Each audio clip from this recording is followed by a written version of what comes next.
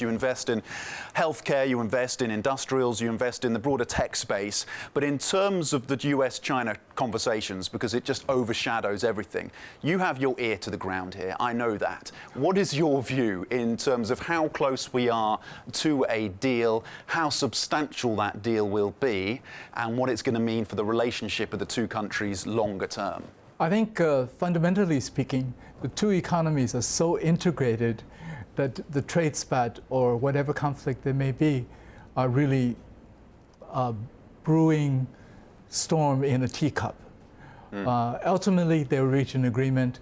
I think for both presidents, they need to achieve some success in this. Otherwise, market and the businesses lose confidence.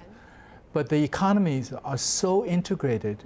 If you look at, for example, the iPhone, 280 some components, it's over 90% made in Asia and final assembly in China. If you look at Foxconn trying to build a factory in Wisconsin, it was an absolute disaster, now turned into an R&D center because the supply chain could not move to Wisconsin. So you basically have two economies which need each other. The pragmatists will look at some way of getting out of it. The ideologues may not, those who would like to do China bashing, for example. How does this affect your strategy around investing in the tech space? Because there is a view that longer term, even if we get a trade deal, that tensions over technology, national security are going to continue to play out, and that Huawei is an example of that. So how does that affect your strategy? Well, I think it's also part of this whole issue of ideologues versus pragmatism.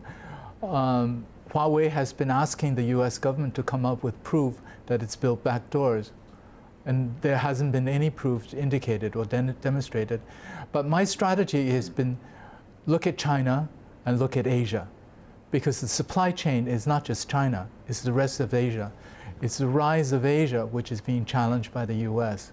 The supply chain, which is the most modern and sophisticated and lowest cost and efficient supply chain in the world today, that can no longer be duplicated in the U.S. or in Europe, for that matter. So my strategy is to look at, first of all, Asia as the core. Secondly, the rising Asian middle class. Now, if you look at China plus India plus ASEAN countries, you're looking at 3.4 billion people. 10% middle class, it's bigger than the population of the United States. So as a market, it's very significant. So my strategy is two things. One, what does the middle class want? Healthcare, education, leisure time, travel, tourism, retirement, security, and the other part is what the government is focused on policy-wise.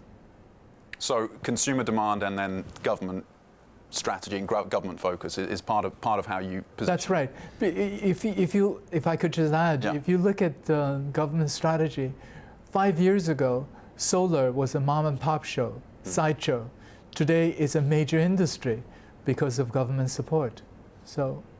Just one quick one on the Shanghai Tech Board. Are you expecting to list any of your portfolio on that when it comes live?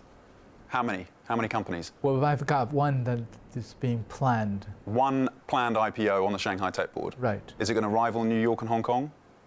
I think it'll take some time.